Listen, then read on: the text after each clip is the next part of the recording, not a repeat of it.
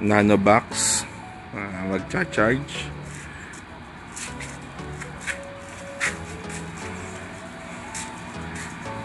Dito ko nilagay yung charging station ko para pwede ako mag-street parking, tapos doon ako sa street magcha-charge.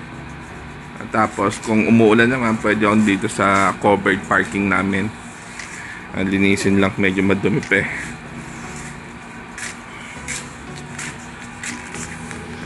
Bali kahit nasaksak na yung charger, hindi pa rin nagpa-power kasi naka-off yung voltage regulator.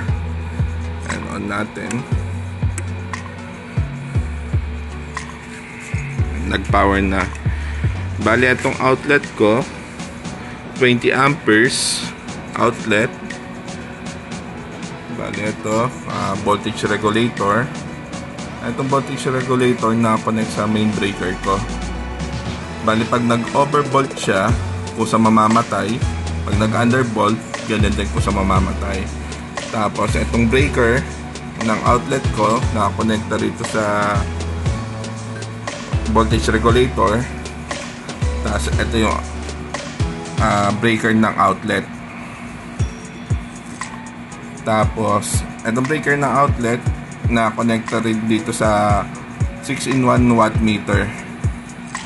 Tapos ayan, wattage, yan yung watt ng nako-consume ng pagcha-charge, kilowatt hour, kung magkano na yung babayaran mo sa kuryente.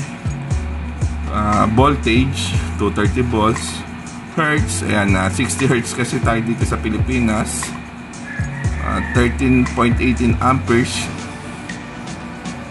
PF, hindi ko alam kung ano itong PF eh. Tapos timer, para kung gusto kong kusang mamatay yung pagcha-charge, gusto ko lang 85% yung charging, pwede akong mag-set ng oras.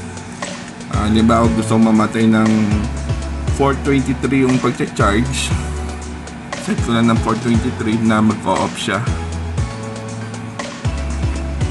Program off 4:23. Tapos timer, lagay natin sa auto.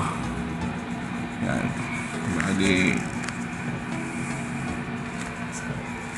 yan, kung makikita ninyo wattage.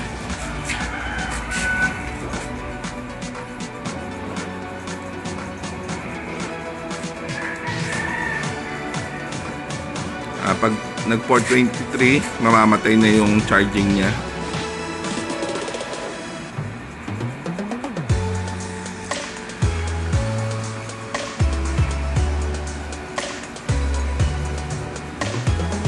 Malapit na.